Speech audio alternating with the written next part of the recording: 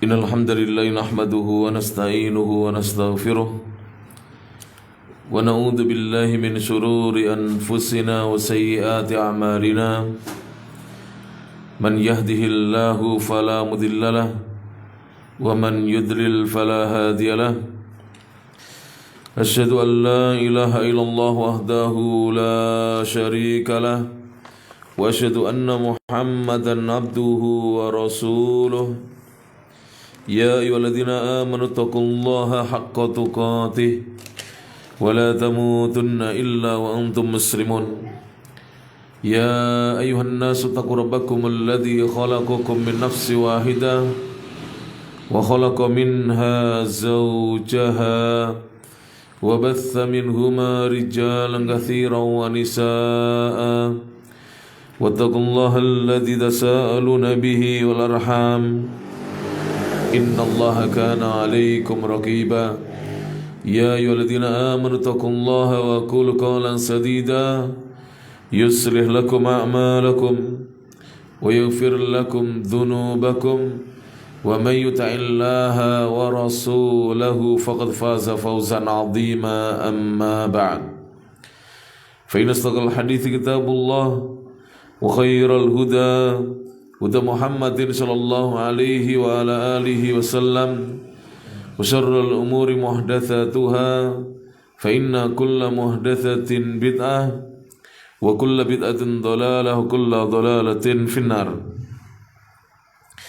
Jamaah kajian rahimani Allah wa iyyakum, alhamdulillah segala puji hanya milik Allah Subhanahu wa taala alladzi bi ni'matihi tatimmus shalihat, yang dengan nikmat dan karunia dari Allah Subhanahu wa taala semata kebaikan-kebaikan menjadi sempurna. Kita bersyukur kehadirat Allah Subhanahu wa taala di pagi yang cerah ini kita bisa kembali hadir untuk mengikuti kajian rutin setiap Ahad yang keempat di rumah Abah Bambang di Jalan Nusa Indah nomor 351B Cepoko Mulyo Kepanjen Kabupaten Malang. Mudah-mudahan kehadiran kita di majelis ilmu ini dicatat di sisi Allah Subhanahu wa taala sebagai amal soleh kita, amin ya rabbal alamin. Dan sebagaimana setiap Ahad keempat, kitab yang masih kita bahas adalah kitab yang diberi nama Manhajus Salafis Saleh, metode beragamanya As-Salafis Saleh, generasi terdahulu yang saleh, wa hajatul ummati ilaih, dan hajatnya, keperluannya, kebutuhan umat kepada manhaj yang mulia ini. Disusun oleh kitab ini adalah buah karya dari Asy-Syaikh Dr. Shalih bin Fauzan bin Abdullah Al-Fauzan hafizahullahu taala. Baik, kita lanjutkan. Kalau tidak salah dalam pertemuan bulan yang lalu kita masih membahas halaman 8 dari kitab Manhajus Salafis Salihi wa Hajatul Ummati Ilaih. Sekarang masuk baris yang ke-9. Jadi alinea yang kedua, yaitu firman Allah Subhanahu wa taala ghairil maghdubi alaihim. Sudah ketemu ya, halaman 8 baris yang ke-9. Allah berfirman ghairil maghdubi alaihim, bukan jalannya orang-orang yang dimurkai oleh Allah alaihim, atas mereka. Siapa yang dimaksud dengan ghairil maghdubi alaihim? Yang dimaksudkan adalah alladzina, yaitu orang-orang yang ghadiballahu, Allah murka, alaihim, atas mereka. Siapakah yang dimurkai Allah? Wa humul yahudu, mereka adalah orang-orang Yahudi. Alladzina, yaitu orang-orang yang alimul haqqa, alimu, mereka telah mengetahui al-haqqa, kebenaran, Jadi orang Yahudi itu orang yang mengetahui kebenaran, faham tentangnya. Walakinnahum, akan tetapi mereka lam ya'malu bihi. Lam ya'malu, mereka tidak beramal bihi, dengan kebenaran yang telah diketahuinya. Oleh karena itulah sebab dimurkainya orang-orang Yahudi, karena mereka setelah berilmu tidak mengamalkan ilmunya. Wa kullu man sara, dan setiap orang yang sara berjalan. Wa kullu man, dan setiap orang sara yang berjalan, ala nahjil Yahudi, di atas metode beragamanya al-Yahudi, orang-orang Yahudi, min hadhil ummati, di umat ini. Jadi yang dimaksud dengan al-maghdub alaihim, inilah orang-orang Yahudi pertama, dan juga orang-orang yang berjalan di atas cara beragamanya orang-orang Yahudi. Sama, kalau ada umat Islam yang amalannya tidak ada dasar ilmunya, itu seperti Nasrani. Kalau ada umat Islam punya ilmu tidak diamalkan, seperti Yahudi. Punya ilmu namun tidak mau mengamalkan ilmunya. Dan juga kullu man arafal haqqa, siapa saja orang yang arafal haqqa, kenal dengan kebenaran, walam ya'mal bihi, namun dia tidak mengamalkannya. Jadi semua orang yang kenal dengan kebenaran, mengetahui kebenaran, tapi tidak mengamalkannya, fahuwa ala tariqil yahudi, maka dia di atas jalannya al-yahud, orang-orang Yahudi. Ala tariqil maghdubi alaihim, di atas jalannya al-maghdubi, yang dimurkai, alaihim, atas mereka. Jadi di atas jalannya orang-orang yang dimurkai oleh Allah Subhanahu wa taala. Li'annahu arafal haqqa, karena sungguhnya dia adalah orang yang tahu kebenaran, walam ya'mal bihi, namun tidak mengamalkannya. Jadi sebatas kebenaran itu hanya sebagai pengetahuan, tapi tidak ada keinginan mereka untuk mengamalkan kebenaran. Akhadhal ilma, mereka mengambil ilmu. Wa tarakal amal, namun mereka taraka, meninggalkan, al-amala, amalan. Jadi sebatas mengambil ilmu, ketika ilmu itu harusnya diamalkan, mereka meninggalkan amalan. Wa kullu alimin, dan setiap orang yang alim, la ya'malu, yang tidak mau beramal, bi ilmihi, dengan ilmunya, fahuwa, maka dia termasuk minal maghdubi alaihim, termasuk orang-orang yang dimurkai oleh Allah atas mereka. Jadi orang alim itu dituntut untuk mengamalkan apa? Ilmunya. Kecuali kalau tidak sanggup, ada udzur.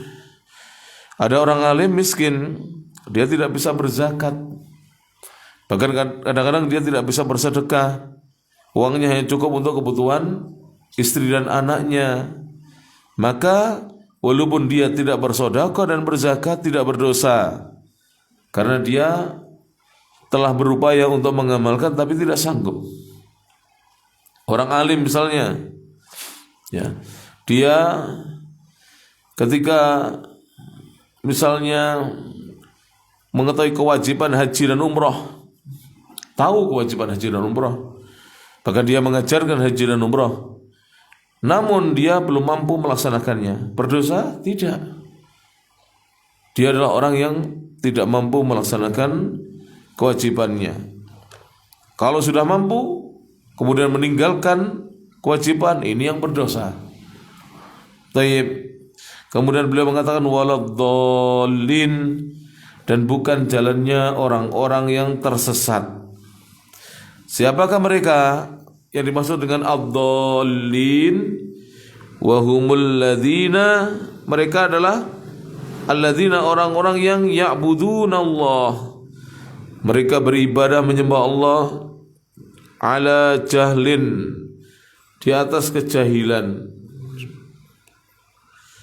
Jadi beribadah kepada Allah di atas kejahilan, wa dhalalin, dan di atas kesesatan.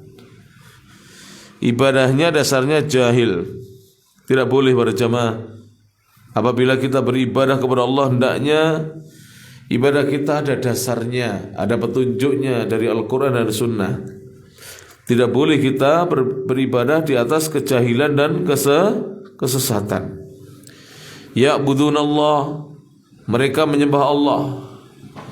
Yata'abbadun, mereka menghambakan diri mereka. Wa yataqarrabun, dan mereka mendekatkan diri mereka ilallahi, kepada Allah. Lakinnahum, akan tetapi mereka ala ghairi, di atas selain tariqin, jalan sahihin, yang benar. Jadi tidak di atas jalan yang benar, berarti di atas jalan yang tidak benar. Ala ghairi manhajin salimin, ala ghairi, di atas selain manhaj, metode beragama, salimin, yang selamat. Maka ini ya adalah kaum Nasrani dan orang-orang yang mengikuti mereka. Ibadahnya dasarnya apa? Jahil, dan juga dasarnya adalah kesesatan. Kesesatan yang maksud di sini bid'ah. Biasanya orang jahil mesti ibadahnya berdasarkan bid'ah karena tidak mengerti sunnah.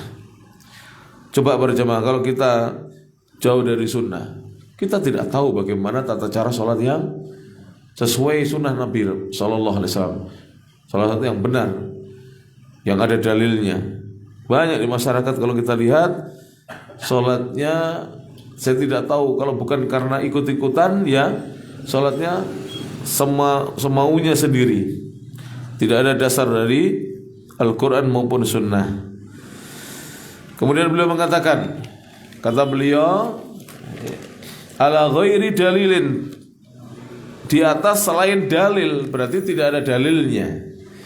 Di atas selain dalil, minal kitabi wa sunnati, baik dari Al-Quran maupun Sunnah. Ala bid'atin, amalannya di atas bid'ah, padahal Nabi bersabda, wa kullu bid'atin dhalalah, sesungguhnya setiap bid'ah itu adalah sesat. Nah, di zaman ini para jemaah, kalau kita ada masyarakat ya, kalau kita menyebut bid'ah itu, wah, banyak yang tidak bisa menerima dengan lapang dada. Saya tanya, ucapan wa kullu bid'atin dhalalah, setiap bid'ah itu sesat, itu siapa yang mengatakan ini? Syekh Shalih Fauzan? Bukan. Muhammad Yusron Mustafa? Bukan. Rasulullah sallallahu alaihi wasallam. Ini menandakan bahwa secara fitrah manusia itu alergi dengan bid'ah, tidak suka dengan bid'ah. Walaupun dia masih melakukan apa? Bid'ah. Kalau dikatakan perbuatanmu bid'ah, marah tidak? Marah. Kalau kita nasihatkan supaya dia meninggalkan bid'ahnya, malah kita dituduh yang sesat. Katanya ini warisan nenek moyang. Dan mereka pasti tidak akan mau kalau mereka disuruh mengatakan saya ini adalah ahlul bid'ah. Mau? Tidak mau. Maka itu para jamaah yang rahmati Allah Ta'ala, bersyukurlah kepada Allah Subhanahu Wa Ta'ala ketika Allah sudah mengkaruniai kita hidayah berislam dengan ikhlas dan sesuai dengan tuntunan Nabi Muhammad Sallallahu Alaihi Wasallam. Jadi jangan membuat bid'ah. Lelah kita ini. Kalau melakukan bid'ah itu pasti apa? Lelah. Amalan yang sunnah itu mudah dan ringan, sebagaimana sabda Nabi Sallallahu Alaihi Wasallam, inna hadzal dina yusrun, sungguhnya agama Islam ini agama yang mudah, yang ringan. Yusr itu mudah dan ringan untuk diamalkan, tidak ada yang berat. Ya, coba sholawat, apa ada anjuran dari Nabi Sallallahu Alaihi Wasallam di zaman para sahabat berkumpul harus jam sekian sholawatnya, harus sampai sekian. Ada sholawat demikian? Apalagi diiringi dengan musik-musik, ada di zaman Nabi Sallallahu Alaihi Wasallam? Tidak ada. Silakan baca sholawat di masjid, silakan baca di rumah, silakan baca di tempat kerja kita, bahkan sambil kita naik kendaraan baca sholawat kepada Nabi Sallallahu Alaihi Wasallam. Bapak-bapak, ibu-ibu yang mungkin punya kebun ya, Abah Bambang dengan ibu bisa sambil merawat anggreknya, menikmati indahnya ciptaan Allah dengan bersolawat di situ. Ya, jadi mudah sekali. Sunnah Nabi Shallallahu Alaihi Wasallam tidak ada yang susah. Jadi wa kullu bid'atin dhalalah. Setiap yang bid'ah itu adalah sesat. Yang mengatakan sesat siapa? Rasulullah. Yang dikatakan bid'ah sesat itu bid'ah apa? Fiddin, dalam masalah urusan agama. Adapun ngaji pakai mikrofon ini bukan bid'ah ini. Ini adalah urusan dunia. Sedangkan urusan dunia Nabi pernah bersabda, antum a'lamu bi umuri dunyakum. Kalian lebih tahu tentang urusan-urusan dunia kalian. Itu kisah asbabul wurudnya. Di sini ada sebabnya diucapkan oleh Nabi. Suatu hari Nabi memerintahkan kepada para pekebun kurma. Jadi para pekebun kurma, petani kurma itu agar membiarkan kurmanya itu dikawinkan dengan angin, diserbuknya itu loh. Kemudian gagal panen. Karena biasanya itu dikepiok-kepiokkan, dipukul-pukulkan. Jadi yang jantan dipotong, kemudian dipukul-pukulkan di kurma yang betina. Nanti menjadi bunga. Akhirnya keluar buah-buah kurmanya. Mulai dari balah itu masih pentil yang sepetnya luar biasa, sampai menjadi rutop yang sudah agak masak, sampai menjadi tamer kurma yang sudah betul-betul masak, yang berwarna coklat atau hitam. Kurma yang coklat itu asalnya kuning, kurma yang hitam itu asalnya merah. Jadi setelah hijau itu kalau tidak menjadi kuning, menjadi merah. Dua-duanya manis, tapi yang paling manis ada kurma yang berwarna merah. Itu manis sekali kurmanya.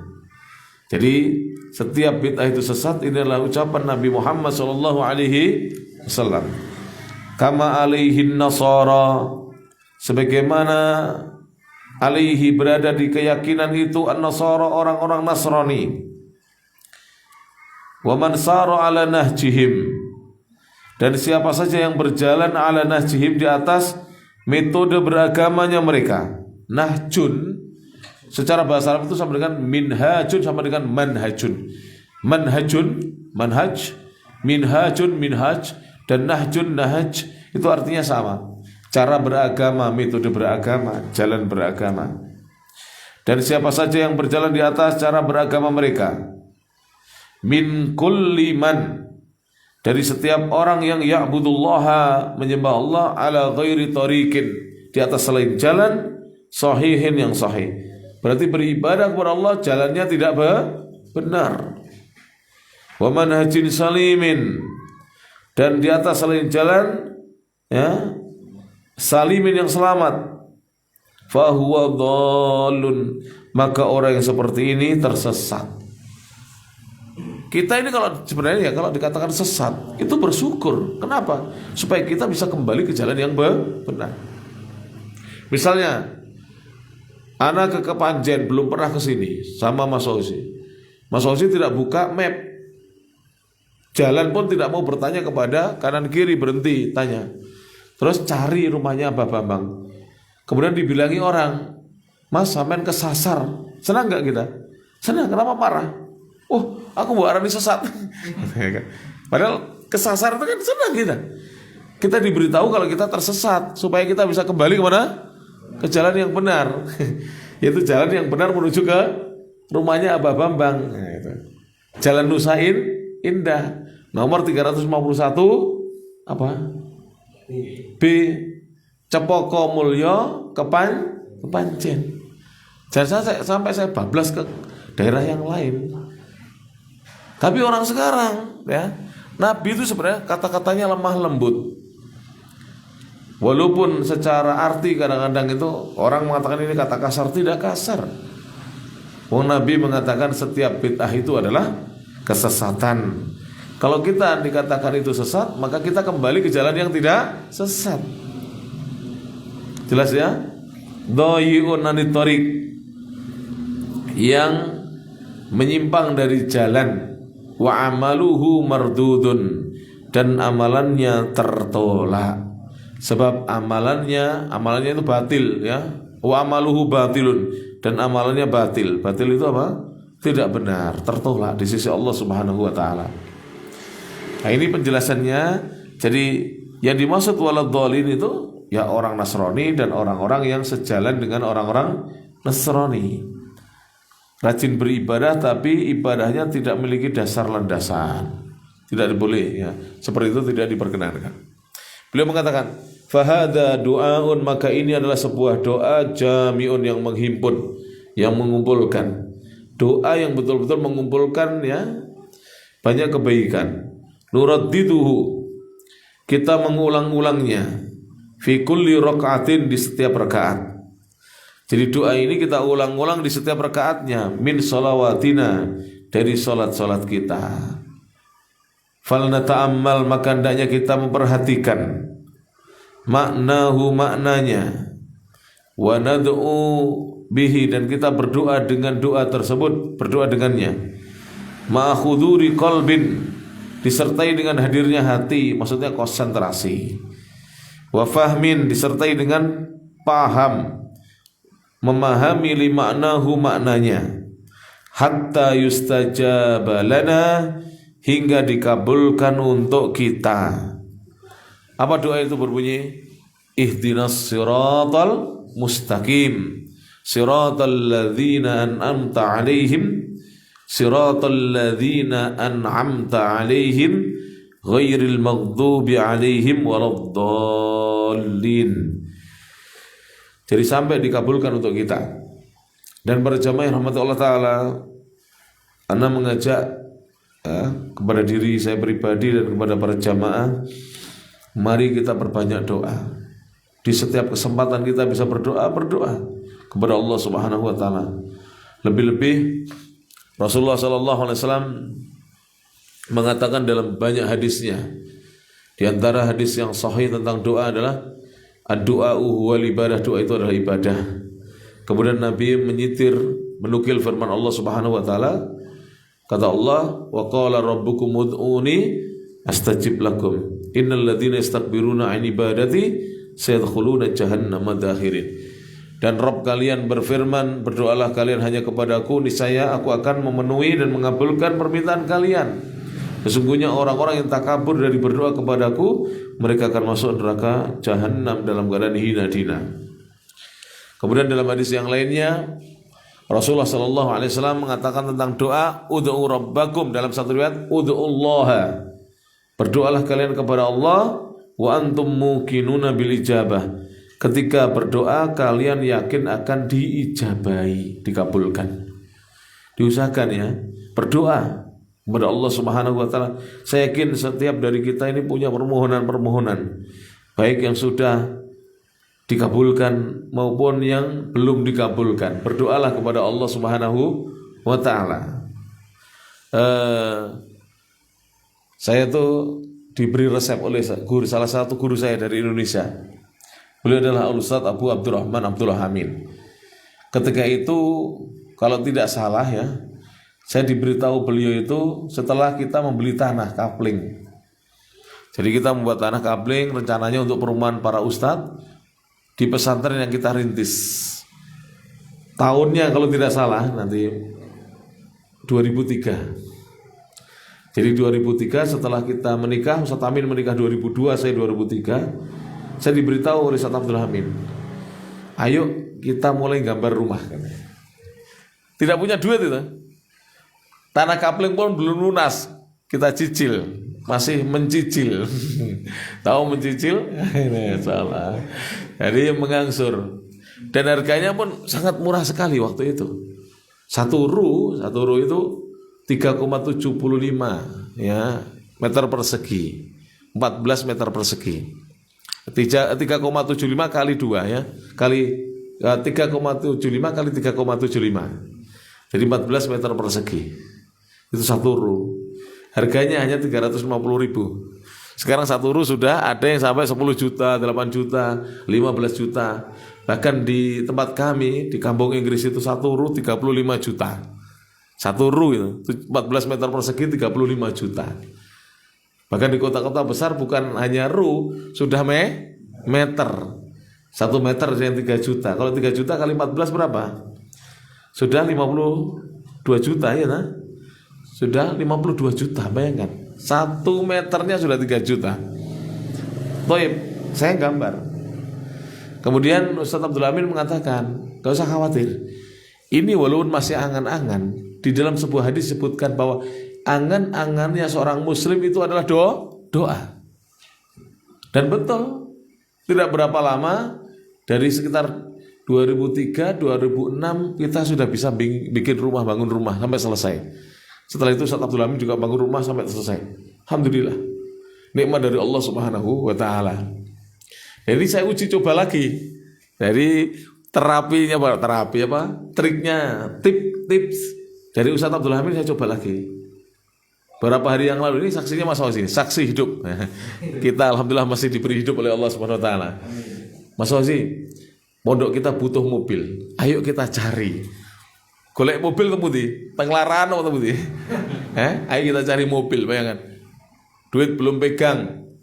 Ya tahu? Saya tak dulu. Saya tak SMS ke WA ke fulan. Kemudian sampai cari mobil kira-kira yang harga sekian. Tahunnya sekian. Cari tiap hari tuh nyari mobil, gak cocok, nyari lagi. Kita temui, kita datangi, kita janjian dan seterusnya. Sampai badan itu lelah. Sampai mata mengantuk. Alhamdulillah sekarang sudah ada di pesantren kita kendaraannya. Diwujudkan oleh Allah Subhanahu wa Ta'ala.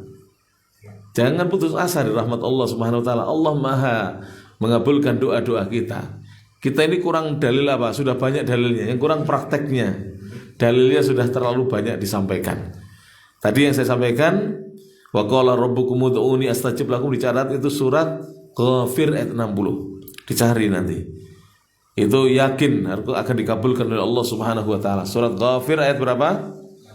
60. Kemudian ada dalam surat Al-Baqarah 186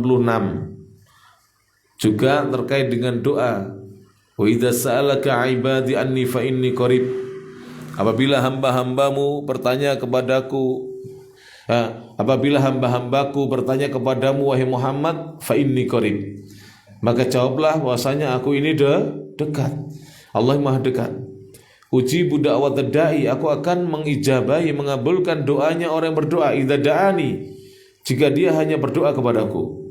Falyastajibu li wal yu'minu bil 'allahum yarsudun, maka hendaknya mereka memenuhi perintah-perintahku dan menjauhi larangan-laranganku dan beriman kepadaku agar mereka mendapatkan hidayah.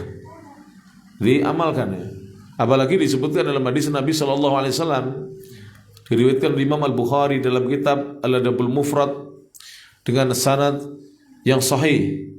Nabi bersabda, laisa syai'un akrama indallahi minad du'a. Tidak ada sesuatu amalan yang lebih mulia di sisi Allah dibandingkan doa. Jadi doa itu amalan yang paling mulia. Dan ini tidak bertentangan dengan hadis Nabi sallallahu alaihi wasallam, awwalu ma yuhasabu bihil abdu yaumal qiyamah ad-du'a as-shalah. Perkara pertama kali yang akan dihisab pada hari kiamat oleh Allah atas diri seorang hamba itu salatnya. Tidak bertentangan.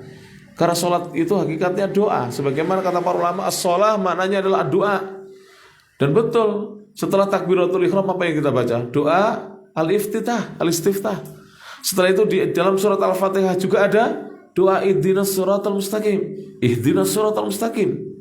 Kemudian ketika ruku ada doa subhanakallahumma rabbana wa bihamdika Allahumma ighfirli, selain pujian subhana rabbiyal azim. Kemudian ketika sujud ada doa yang tidak? Doa subhanakallahumma rabbana wa bihamdika Allahumma ighfirli, dan kita disuruh memperbanyak apa? Doa. Nabi mengatakan aqrabu ma yakunul abdu min rabbih, ya, yakni wa huwa sajid. Keadaan di mana seorang hamba paling dekat kedudukannya dengan Allah Rabbnya adalah ketika dia sedang bersujud. Fa'aktsiru doa, kata Nabi. Perbanyaklah doa ketika bersujud. Disuruh memperbanyak doa. Kemarin itu saya cerita sedikit juga. Ini mungkin mudah-mudahan berkat doa-doa kita. Mudah-mudahan. Dan ini boleh diceritakan karena at-tahadduts bi nikmah itu termasuk firman Allah Ta'ala, mengamalkan firman Allah Ta'ala, wa amma bi nikmati rabbika fahadits. Adapun kenikmatan-kenikmatan Rabbmu maka ceritakanlah. Saya kemarin itu di SMS Mas Fauzi, Saya tunjukkan SMS-nya, saya bacakan. Ini kisah tapi bisa memotivasi saya dan panjenengan. Karena kisahnya baru terjadi, masih anget. Jadi masih anget ini kisahnya. Masih baru turun dari dari turun. Ya. Mas Fauzi, SMS pukul 08.27 pagi kemarin Sabtu. Ustadz Afan, saya bacakan Mas Fauzi apa untuk pelajaran. Ini tadi istri WA kalau perutnya sakit lagi, istrinya sedang mengandung sudah di akhir bulan. Afan, kalau memang sudah buka lebih dari 1 anak izin Ustadz. Tetapi kalau belum insya Allah nanti tetap anak yang mengantar. Saya telepon satu persatu yang bisa mengantarkan saya. Karena saya izin pada istri, Abi berangkat sendiri boleh ke Malang. Nanti ngajak Abdurrahman gantian nyopir. Jangan Abi sudah lama tidak nyopir. Saya sudah lama tidak nyopir ke Malang. Kalau di Kediri sering nyopir, ke Malang tidak pernah. Apalagi berangkat malam, istri tidak mengizinkan. Kalah kita dengan power of mama. Jadi asal lu bener. Kita bintang 1 sana bintang 2 ya. Karena sudah maijen ya, kalah irjen sana ya. Kalah kita. Ya saya manut. Daripada nanti saya kualat saya manut. Akhirnya saya telepon satu persatu yang bisa mengantar saya. Abah Mahfud yang biasa mengantar saya sepuh itu, beliau posisi di Trenggalek. Pak Sahirul yang agak muda yang bisa mengantarkan saya, beliau posisi di Batu. 3 orang yang bisa mengantarkan saya, Om Jati, Mr. Nanang, kemudian Mas Fajar, relawan di pipanisasi di Lumajang. Terus cari lagi, si Fulan tidak ngangkat. Walhasil saya bisa nemukan 1 jamaah saya, usianya 70 tahun mau nyupiri saya. 70 tahun itu masih bisa nyupir, tapi beliau bilang, Ustadz saya kalau malam sudah tidak bisa melihat dengan terang, tapi saya nggak bisa banter-banter. Nggak apa, nanti gantian dengan saya Pak. Saya yang penting ada temannya supaya tidak ngantuk. Saya pernah nyupir sendiri tuh pulangnya ngeleyang-ngeleyang. Karena apa? Nggak ada teman yang ngobrol. Temannya hanya menyetel murotal atau ceramah agama di mobil supaya nggak ngantuk. Tapi tetap tidak bisa bertahan gitu. Toib. Kemudian ternyata sekitar pukul berapa Mas Hosi ngubungi saya lagi. Oh, tanya dulu, berangkat naik apa Ustadz? Insya Allah anak antar. Wah, seneng saya. Itu pukul 12.40 setelah saya mendapatkan kabar yang bisa ngantar bapak-bapak jamaah saya umur 70-an. Abah Andri namanya. Beliau biasa ngantar Ustadz. Akhirnya saya bilang naik Panther. Terus saya bilang setelah itu jalan-jalan malam. Dia tidak cerita, saya anggap tidak jadi melahirkan. Ternyata sudah pembukaan, kok nggak cerita sama saya? Kalau cerita nggak boleh ngantar saya akan diantar Pak Andri saja, nanti gantian dengan saya nyopir. Antum tahu, walaupun yang itu yang mengalami bukan istri saya, tapi saya kan pernah, istri saya 7 kali mengalami hal seperti itu. Suaminya tidak ada di rumah, istri mau melahirkan, bayangkan. Bisa dibayangkan bagaimana perasaannya. Saya bisa membayangkan itu langsung. Wah, saya merasa berdosa. Sampai saya mikir waktu kita makan di Kasembuhan itu, saya mikir kalau begitu saya telepon orang Paris supaya jemput, nanti Mas Fauzi pakai mobil dari Paris, saya diantarkan orang Paris. Sampai begitu berpikirnya. Tapi Mas Fauzi ngotot berangkat. Sampai tak nasihati. Nanti kapan-kapan saya cerita nih. Saya dulu seperti itu dilancarkan istri saya oleh Allah. Karena saya yakin saya ini sedang berdakwah. Betul, lancar. Ya, lancar. Jam berapa kita sampai di Malang? 10.40. Pukul berapa Mas? 10. Enggak, kita sampai di Malang 10.40-an. Berapa lahirnya tahu? Jam berapa lahirnya? 11.15 atau berapa? 10? 10.15 bayinya lahir. Jadi sampai di Malang ya, itu tidak berapa lama bayinya lahir, Masya Allah. Jadi orang yang safar itu doanya dikabulkan oleh Allah Subhanahu wa Ta'ala. Dikabulkan, dimudahkan. Belum tentu yang ditunggui suaminya itu lahirnya cepat, kadang malah manja. Begitu tidak ditunggu suaminya, dia waduh, langsung makbrul. Nah istri saya lah, ya tidak saya tunggui, masih dibelangkar sama bidan, dibelangkar sama di itulah belangkar sama geledek itu, lahir di geledekannya itu.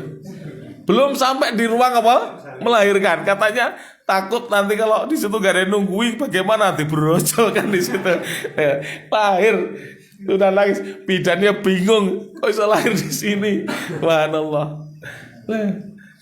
Ada seorang salaf dahulu, ya, dia tinggalkan istrinya masih sedang hamil. Lalu dia pergi ke Madinah, belajar dengan Imam Malik. Bertahun-tahun belum bisa pulang karena waktu itu belum ada rezeki untuk pulang. Tiba-tiba dia menemui anaknya sudah dewasa, pergi ke Madinah ketemu dengan bapaknya.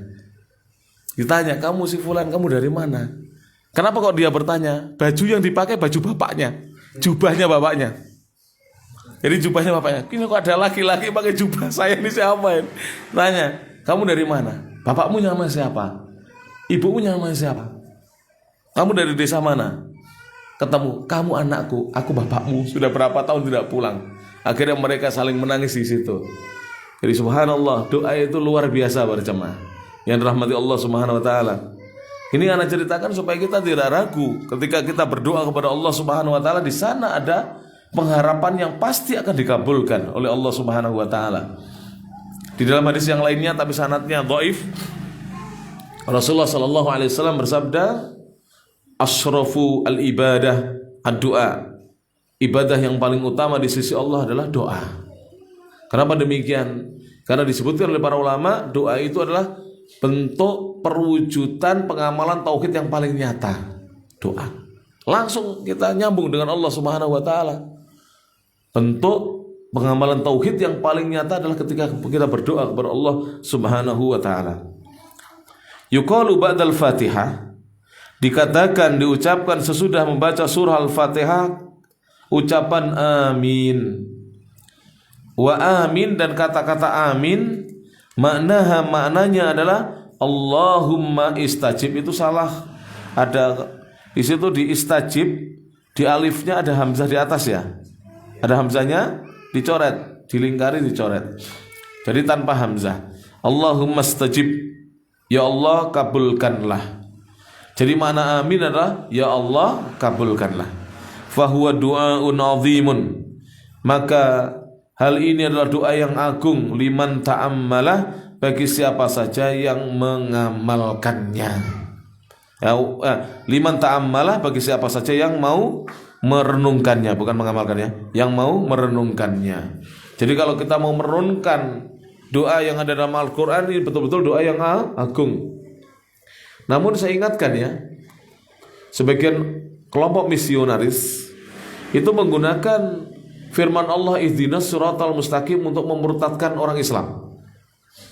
Kelompok misionaris itu menggunakan doa kita dalam Al-Quran ihdinas siratal mustaqim untuk memurtadkan sebagian dari kita. Kenapa? Coba kita artikan dulu. Kalau dilihat artinya seperti itu, tapi jangan dilihat artinya saja. Lihat apa? Syarah penjelasan dari tafsirannya. Tak lihat tafsirnya. Ihdina apa artinya?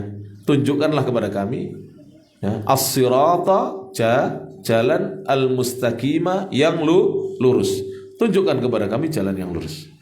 Kata misionaris, kalian untuk apa ikut Muhammad? Muhammad loh masih sesat. Dia setiap hari 5 kali minta ditunjuki jalan yang lurus. Dia ini masih sesat. Bagaimana kita menjawab? Kalau tidak punya ilmu tentang tafsir, tidak bisa menjawab. Dan banyak yang murtad gara-gara itu.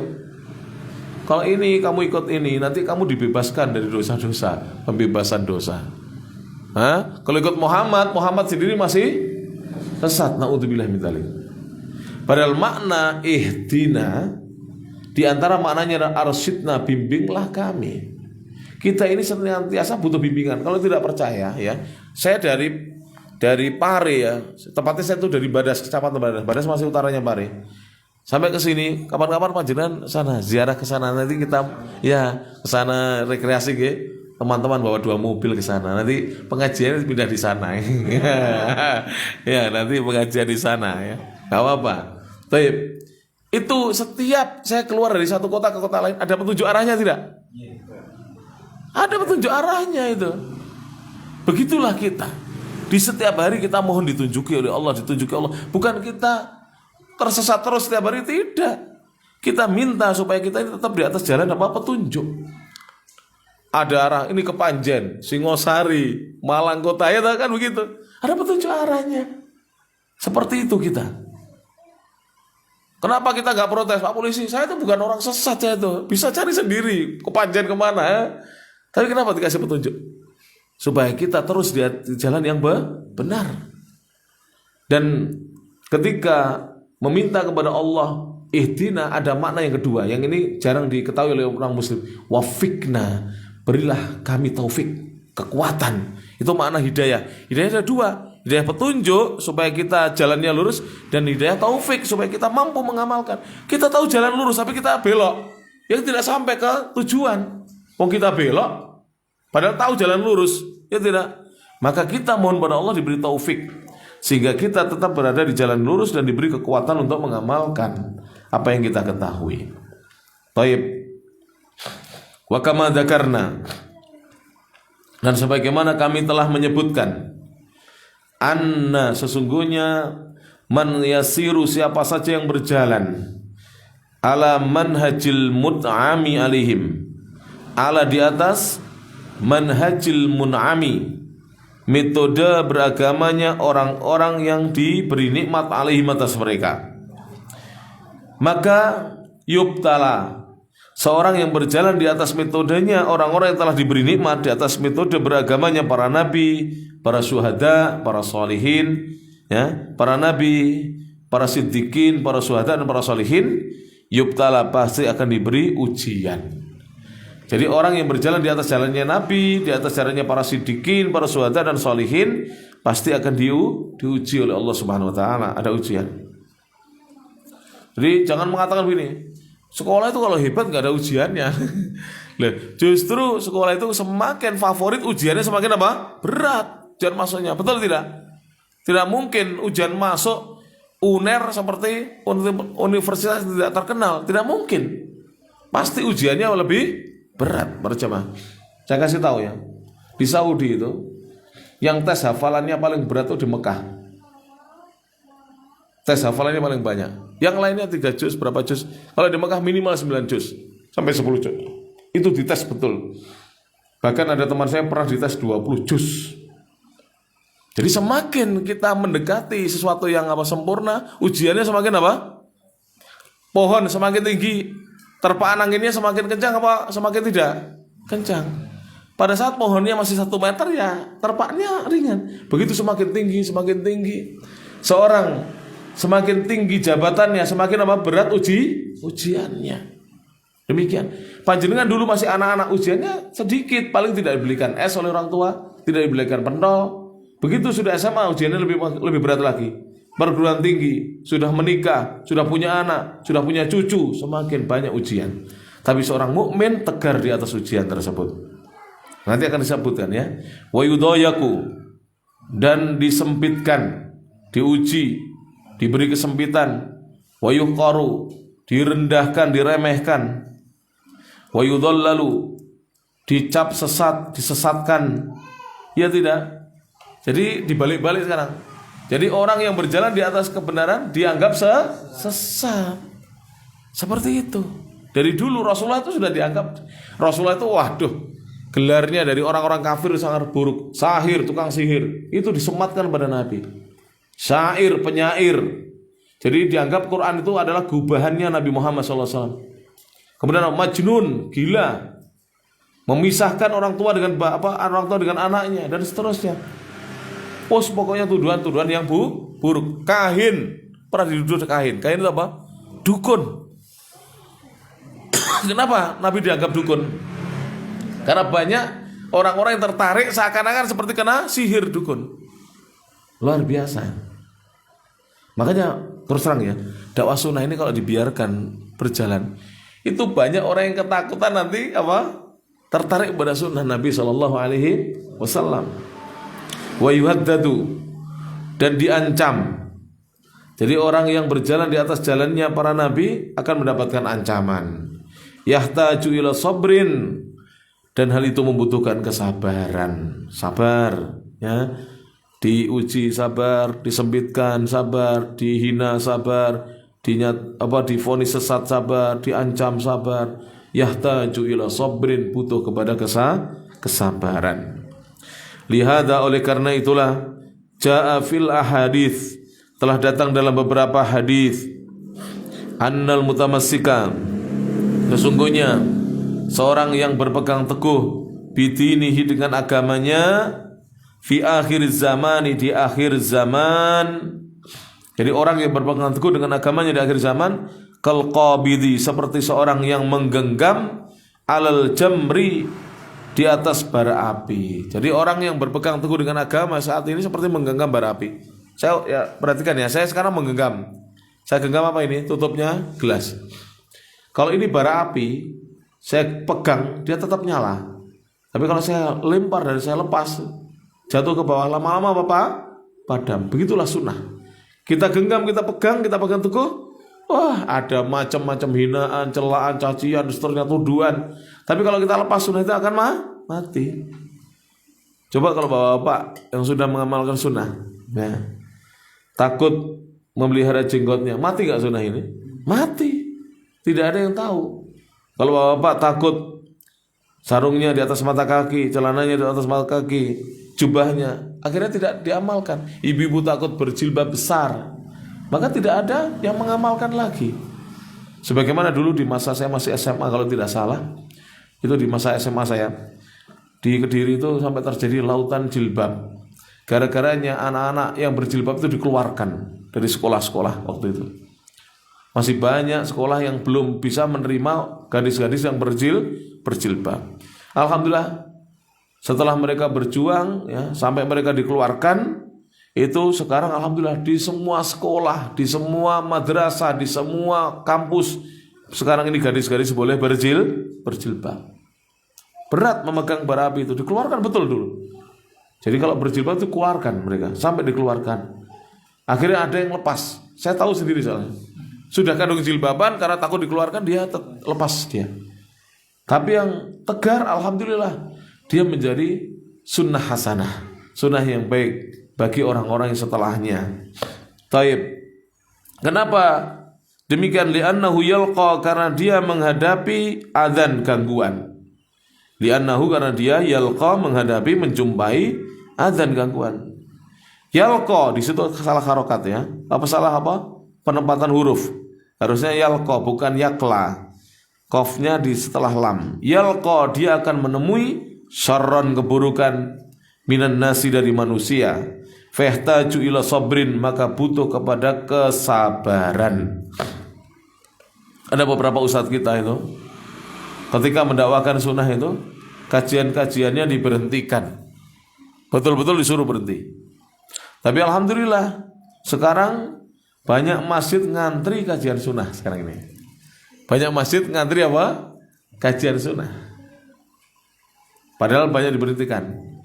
Sekarang ngantri, mereka ingin masjidnya digunakan untuk kajian-kajian apa? Sunnah.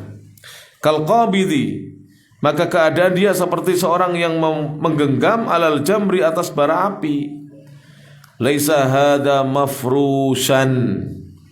Laisa, bukanlah hada, perkara ini, mafrusan, terbentangkan atau disiapkan, bil wurudi, untuk dilewati. Namanya ujian itu enggak mudah untuk dilewati, ya. Kama yakulun, sebagaimana yang mereka katakan. Itu setelah qaf tambah wawu. Kama yakulun, kurang wawu setelah qaf. Kama yakulun, sebagaimana yang mereka katakan. Laisa hadza fihi masyaqqah, sesungguhnya tidak ada, ya, hal ini fihi, di dalamnya, masyaqqah, hal yang memberatkan. Banyak yang memberatkan. Seorang kalau ngaji begini, apa yang berat para jamaah yang rahmatullah? Harus pergi ke tempat kajian, ya. Kadang-kadang mengeluarkan biaya bensinnya, solarnya, dan seterusnya. Wa fihi adzan, dan di dalamnya ada gangguan, minan nasi, dari manusia. Tahtaju ila sabrin, yang mana kamu butuh kepada kesabaran. Wa thabatin, dan butuh kepada keteguhan, sabar dan teguh. Ala hadza, di atas ini, hatta talqa, hingga kamu menemui rabbaka, Rabbmu azza wa jal, yang maha perkasa dan maha besar. Wa anta alaihi, dan kamu berada di atas kesabaran itu. Litanjua, agar kamu selamat, minan nari, dari api neraka. Harus sabar, ya. Ibu-ibu berjilbab harus sabar, ya. bapak-bapak menjaga sholatnya, bekerja mencari nafkah, harus sabar agar kita dijaga, diselamatkan dari siksa api neraka. Tanju, kamu selamat minadh dhalali, dari kesesatan di dunia. Tanju, kamu selamat minan nari, dari neraka, fil akhirati, di akhirat. La tariqa, tidak ada jalan illa, kecuali hada, hanya jalan ini. Tidak ada jalan menuju keselamatan di akhirat kecuali melalui jalannya Rasulullah sallallahu alaihi wasallam. Wala najata, dan tidak ada keselamatan illa bisuluki hada, kecuali dengan menempuh jalan ini.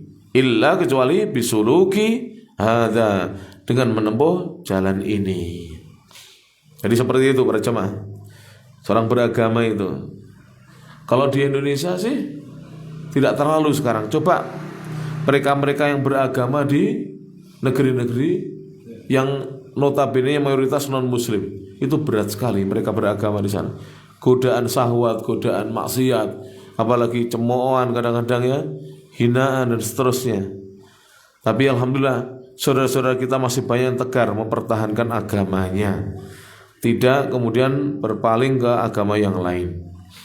Maka semuanya dibutuhkan kesabaran. Sebenarnya para jamaah, kita tahulah sebenarnya urusan dunia akhirat itu butuh sabar saja. Semuanya harus butuh sabar. Saya tanya misalnya, kalau putra-putri bapak ibu kelas 6 sudah tidak mau sekolah, dapat ijazah kelas SD tidak? Tidak. Kalau putra bapak ibu kelas 3 SMP, kelas berapa berarti? 9, semester 5 sudah ingin keluar, dapat ijazah SMP? Tidak. Tapi kalau seorang bersabar, dia dapatkan, insya Allah. Kalau bersabar, dapat. Gagal, dicoba lagi. Gagal, berupaya lagi. Akhirnya diberi keberhasilan oleh Allah Subhanahu wa Ta'ala. Tahu ayam prostit? Kalau istilah di Saudi prostit, Kentucky itu, Kentucky Fried Chicken, KFC. Itu produk gagal bukan itu? Pernah baca nggak sejarahnya? Coba Mas Fauzi dicarikan sejarah KFC, produk gagal itu katanya. Jadi ayamnya mengkerut itu produk gagal, malah sekarang menjadi viral. Asalnya mau goreng ayam supaya rata bagus gitu, tapi ternyata malah apa? Gagal. Itu katanya produk gagal itu katanya. Akhirnya menjadi viral. Bayangkan para jemaah yang rahmati Allah Subhanahu wa Ta'ala. Ya. Itu sejarahnya baca itu, masya Allah. Itu percobaannya. Itu mantan kolonel Amerika itu, ya kan? Kentucky nama orang ya berarti Kentucky itu. Kolonel Kentucky ya. Tempatnya. Gimana ceritanya? Ceritanya gimana? Saya lupa ceritanya. Jadi itu katanya produk gagal. Akhirnya sekarang menjadi apa? Nah, sabar. Apa? Di awal-awal coba nanti juga cari nanti ya. Pertama kali keluar produk Aqua, air mineral itu, air yang dibotolin, dikemasin itu. Itu dulu tidak ada yang mau beli, banyu didol. Zaman dulu kalau adalah walimah atau apa mesti teh itu. Tidak ada air mineral, tidak ada begini, tidak ada. Teh, suguhannya teh. Akan banyak kena kencing manis, ya kan? Teh terus kurang air kita minum. Ya kan? Tapi sekarang semua meniru. Butuh kesabaran, bukan urusan dunia, butuh kesabaran. Ya, ada lagi. Saya punya beberapa jamaah itu. Ya Allah, sampai hampir jadi Joko Tuwek dia. Hampir jadi Joko Tuwek. Apa itu? Jomblo abadi, tidak laku-laku. Tidak nikah-nikah. Tapi sabar. Pernah saya antarkan juga ditolak. Padahal harus diantarkan ustaz ditolak golek dhewe ditolak. Diterni ustaz juga ditolak. Kurang mandi. Ya. Jadi kurang mandi itu kan nih. Sekarang sudah nikah, alhamdulillah. Ya, alhamdulillah. Bahkan saya punya teman, beliau itu teman saya kuliah di Makkah Mukarramah.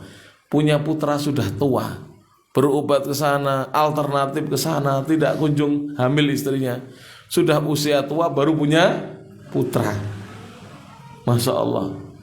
Waktu saya kuliah saya usia 33, beliau sudah 52 tahun. Untungnya istrinya masih bisa hamil ya. 52 tahun, bayangkan.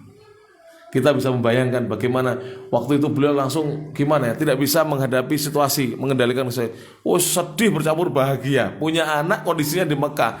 langsung mau pulang ke Indonesia. Saya bilang, Ustaz jangan, pertahankan iman, sekolah di sini susah di Mekah, saya bilang gitu, bisa diterima. Akhirnya beliau telepon, istrinya bisa memahami. Sampai lahir suaminya di Mekah, istrinya di Mantingan, Pondok Putri, Gontor. Masya Allah.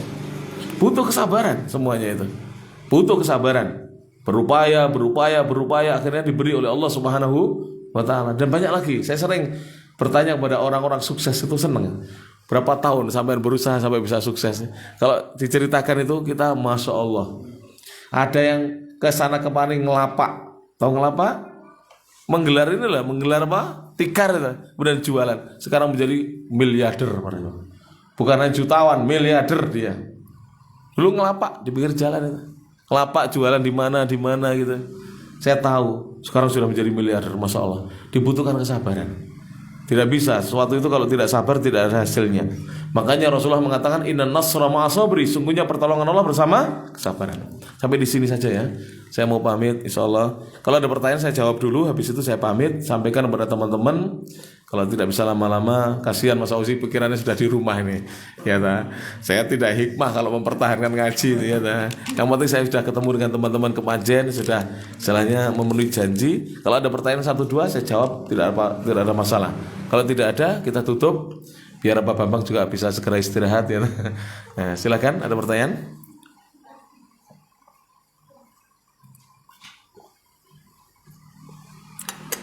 Intinya hari ini apa? Sabar di atas kebenaran, manhaj ini harus sabar.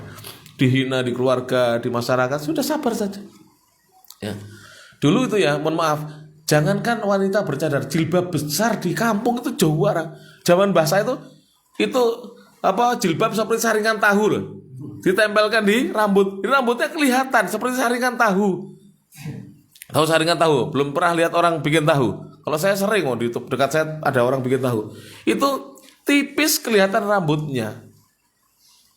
Jadi jilbab besar waktu itu masih asing. Alhamdulillah sekarang berjilbab di negeri kita, Masya Allah. Pemerintah juga menghormati hak-hak warga negaranya untuk beribadah dan beragama sesuai dengan kepercayaan mereka masing-masing. Alhamdulillah. Ya, dulu awal-awal ya, saya berjenggot begini tuh di mana-mana itu jenggot naga gitu dihina. Ya. Istri saya dihina ninja. Lah satu kota lah, cuman 2 wanita, istrinya Ustaz Abdul Amin sama saya. Gak ada orang yang waktu itu bercadar itu dihina kesana. Sekarang enggak. Mereka sudah biasa dengan kita, alhamdulillah. Assalamualaikum warahmatullahi wabarakatuh. Assalamualaikum warahmatullahi wabarakatuh. Semoga Allah selalu menjaga Ustadz beserta keluarga dan rombongan, amin ya rabbal alamin.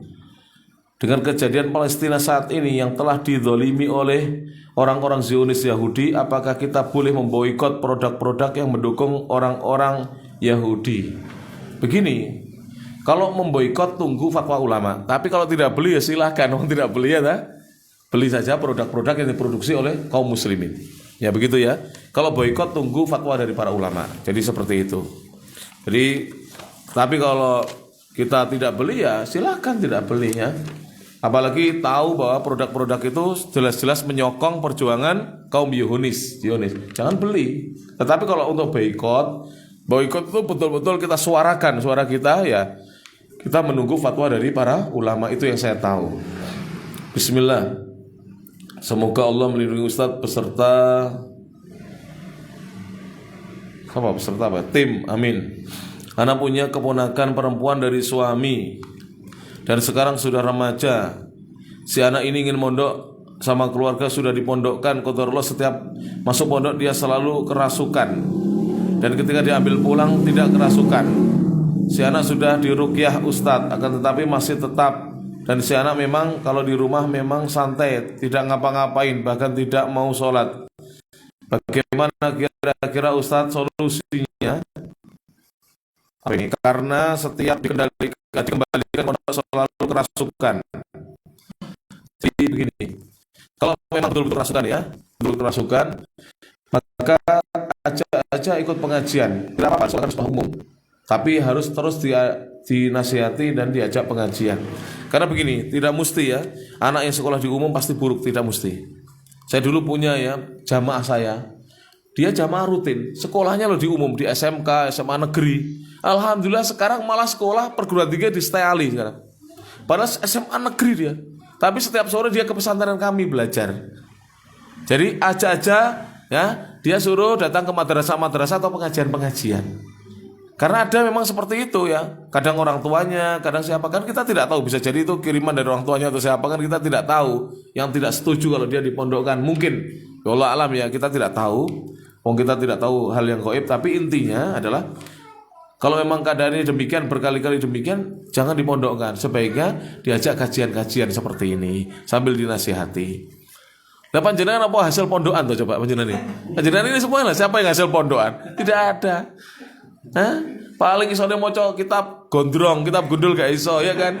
Wong maca Qur'ane blekak-bleku kan begitu kan. Tapi panjenengan kan istiqomah di atas Islam, iya kan? Dari kajian loh ini. Jadi jangan dikira hasil kajian itu kadang-kadang lebih istiqomah karena ikhlas. Kalau mondok kan belum tentu ikhlas, kadang-kadang terpaksa kan begitu. Kalau begini kadang-kadang ikhlas. Kalau ikhlas akan membuahkan hasil walaupun memang lama ya. Tidak seperti santri pondokan, sebentar sudah hafal sekian juz, sebentar sudah bisa baca kitab. Tapi panjenengan istiqomah saja sudah bagus. Ya, di kalangan para sahabat, tidak semua sahabat tinggal di Masjid Nabawi.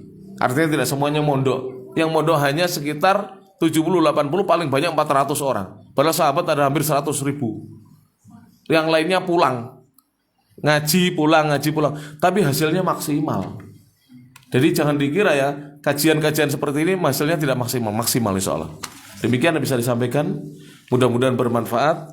Akhirul kalam, subhanakallahumma bihamdik, asyhadu an la ilaha illa anta, astaghfiruka wa atubu ilaik. Wa akhiru da'wana alhamdulillahirabbil alamin. Assalamualaikum warahmatullahi wabarakatuh.